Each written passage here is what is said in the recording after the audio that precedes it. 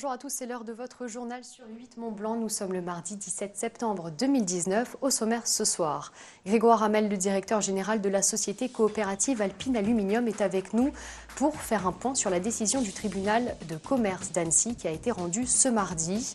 Un déficit financier de l'entreprise de transformation d'aluminium qui n'arrive pas à se relever de nombreux coups du sort qu'elle a subis. Et dans la suite de ce journal, on s'intéressera aux loups, ou plutôt aux méthodes de médiation qui sont mises en place pour aider au dialogue entre les pros et les anti-loups. Ce sont des jeunes étudiants de l'université de Grenoble qui en sont à l'origine. L'entreprise Alpine Aluminium comparaissait ce mardi matin devant le tribunal de commerce d'Annecy. Il y a 4 ans, la société était reprise par les employés sous forme de SCOP, après avoir été flouée par son ancien président. Fin juillet, l'explosion d'un four faisait 16 blessés légers. Un mois plus tard, un ouvrier trouvait la mort au cours d'une opération de maintenance. L'activité de l'usine était alors complètement stoppée. Avec nous sur le plateau, Grégoire Hamel, directeur général de l'entreprise. Bonjour. Bonjour. Où en est-on? Quelle a été la décision du tribunal de commerce d'Annecy? Le tribunal a pris une décision qui était plus ou moins attendue, à savoir un report et une prolongation de la procédure de redressement. Un report qui est placé au 5 novembre. Avec une date de dépôt d'offres pour les candidats que l'on cherche au 18 octobre. Qu'est-ce que ça représente, ce report? Ça représente une chance évidemment supplémentaire de trouver un repreneur, sachant qu'on savait déjà que la première date qui avait été fixée, qui était très serrée, ne permettait quasi techniquement pas de faire une offre viable vu l'ampleur du site. Pourquoi elle ne permettait pas? Eh bien, en fait, la décision du redressement s'est faite le 1er août, donc période en plein congé pour tous ces acteurs industriels. Donc, ils ont pris le dossier à peu près le 20, le 25. Et faire en une semaine une offre sur un dossier aussi complexe, c'est techniquement pas possible. Vous avez déjà un repreneur partiel et vous en attendez peut-être d'autres. Vous avez espoir, du moins, que d'autres repreneurs puissent se manifester? Alors, dans ce processus, en fait, il y a des gens qui se déclarent leur intérêt via des signatures de documents de confidentialité. Et on a eu 25 marques d'intérêt. Alors, c'est pas pour autant que ça fait 25 offres derrière. On est en échange avec trois repreneurs, enfin 3 sociétés qui semblent sérieuses. Il y a une offre qui a été faite, mais sur une partie de l'entreprise. Donc une toute petite partie de l'entreprise, donc forcément c'est pas aujourd'hui notre objectif premier. Ça donne espoir quand même, ces 25 offres? Alors, pas des offres, et donc ça reste quand même un dossier qui est d'une grosse ampleur. Donc il y a des gens qui naturellement s'intéressent spontanément, mais qui n'ont pas les reins financiers pour ce type de reprise. Et où en est-on, la société? Où est-ce qu'elle en est aujourd'hui? Les fourneaux fonctionnent ou pas? Alors, la société est arrêtée, c'est une décision qu'on a prise collégialement le 9 août, donc le lendemain du décès, donc pendant cette opération de maintenance. Donc c'est vraiment un choc très important qu'a subi l'entreprise. Donc je dirais que les salariés étaient habitués à lutter, à se relever, mais là on avait vraiment un genou à terre avec ce décès qui est à la suite d'un accident. Donc c'est pas un salarié de l'entreprise, c'est un prestataire extérieur. Intérimaire. Voilà. Malgré tout, c'est un homme, c'est un ouvrier qui travaille chez nous. Donc on s'est dit finalement, est-ce qu'il y a un enjeu fondamental à poursuivre l'activité si on n'a pas l'assurance d'avoir un repreneur? Et on s'est dit, même s'il n'y a pas de lien ou de risque avéré affiché au niveau de l'activité, on s'est dit, ne prenons aucun risque. Assurons-nous d'abord qu'il y a un repreneur et ensuite on reprendra l'activité. Alors Alpine Aluminium compte à peu près une centaine d'employés. Ils en sont où, ces employés, aujourd'hui? Donc on a en fait une partie qui est active, qui est très active même, qui travaille, j'ai fait beaucoup d'heures, qui est la partie un peu administrative, et c'est tous mes collègues en fait au niveau de l'encadrement. Il faut répondre aux demandes des offres, il faut répondre aux fournisseurs, il faut répondre aux clients, parce qu'il y a pas mal d'inquiétudes autour de l'avenir de l'entreprise. Il y a plein de soucis techniques à résoudre. Donc ça, c'est des gens qui sont très occupés. Et puis en face de ça, il y a des ouvriers qui, eux, sont chez eux et attendent les informations. Donc là, je vais leur envoyer un SMS en leur disant il y a un report.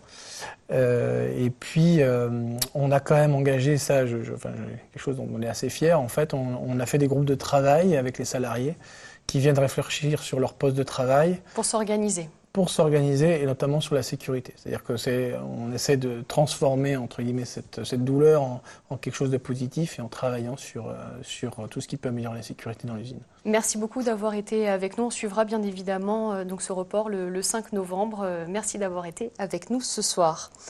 Et dans la suite de ce journal, la grève des professionnels de santé qui se poursuit. L'antenne savoyarde du collectif Interurgence, qui regroupe 255 services sur 600 en France, tenait une conférence de presse ce mardi pour faire le point sur la situation.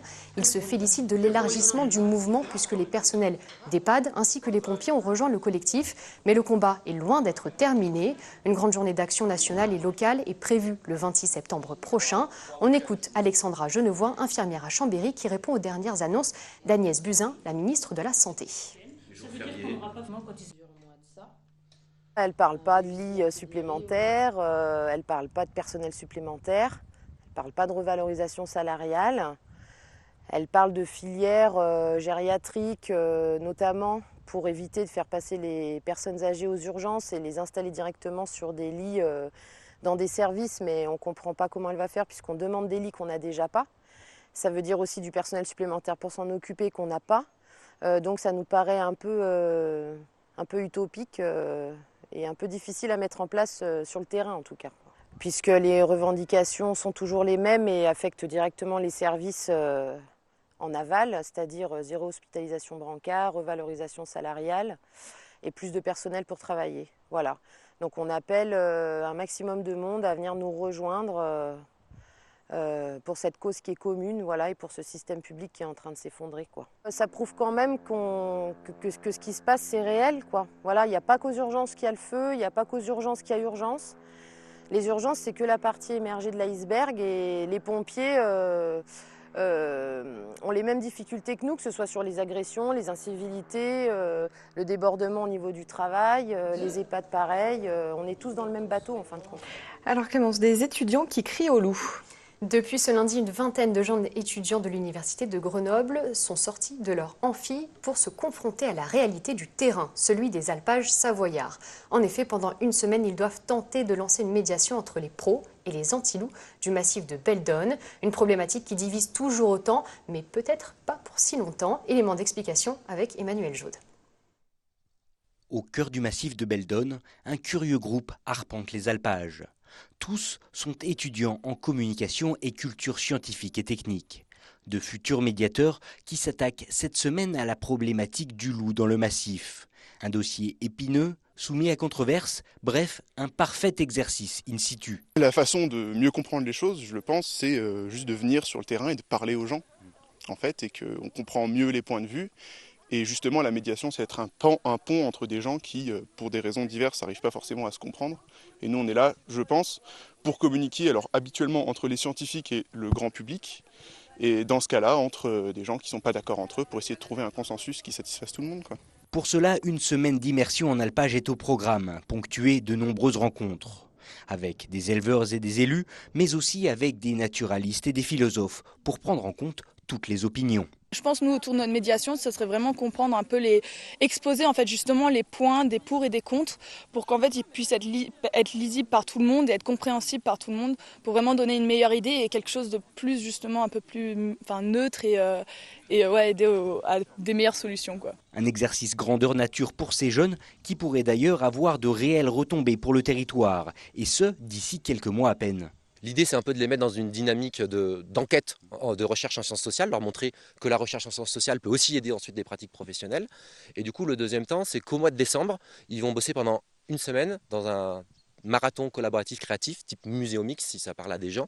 Et l'idée, là, va être d'imaginer un dispositif de médiation autour de la controverse, avec un certain nombre de contraintes. Et du coup, il va y avoir un jury à la fin qui va retenir un des projets et l'idée c'est ensuite de le mettre en application sur le territoire de Beldonne pour essayer de faire de la médiation autour de cette controverse, de ce problème du loup. Si la présence du loup dans les Alpes ne laisse que peu de gens indifférents, la gestion de sa population reste encore aujourd'hui une problématique qui divise. Un dossier difficile mais qui pourrait bien s'éclaircir sous peu, peut-être grâce à de telles initiatives. Lui ne crie pas au loup mais aux incivilités sur le Mont Blanc. Après le jacuzzi sur le toit de l'Europe, la séance de rameurs ou les photos nues, Jean-Marc Peyex, le maire de Saint-Gervais, a écrit une lettre au président de la République pour demander une loi sanctionnant les délires des inconscients, comme il les appelle. L'Élysée lui a répondu dans une lettre ce lundi l'Élysée se dit à l'écoute des préoccupations de l'édile. Le maire attend désormais des actes du gouvernement et notamment de la ministre de la Transition écologique et solidaire, Elisabeth Borne, qui s'est saisie du dossier. La 91e foire de Savoie se déroule jusqu'au 23 septembre prochain. Avec ses 400 exposants, ses 40 000 mètres carrés et ses 88 000 visiteurs attendus sur 11 jours, le rendez-vous savoyard est en pleine expansion. High-tech, habitat, transport, bien-être et même gastronomie. Il y en a donc pour tous les goûts. Les pharaons sont à l'honneur cette année. Une exposition leur est d'ailleurs consacrée. Reportage complet demain dans ce journal de Sébastien Germain. C'est la fin de cette édition, merci de l'avoir suivi. On se retrouve demain pour un nouveau journal. Fanette, je te laisse conclure. Passez une très belle soirée.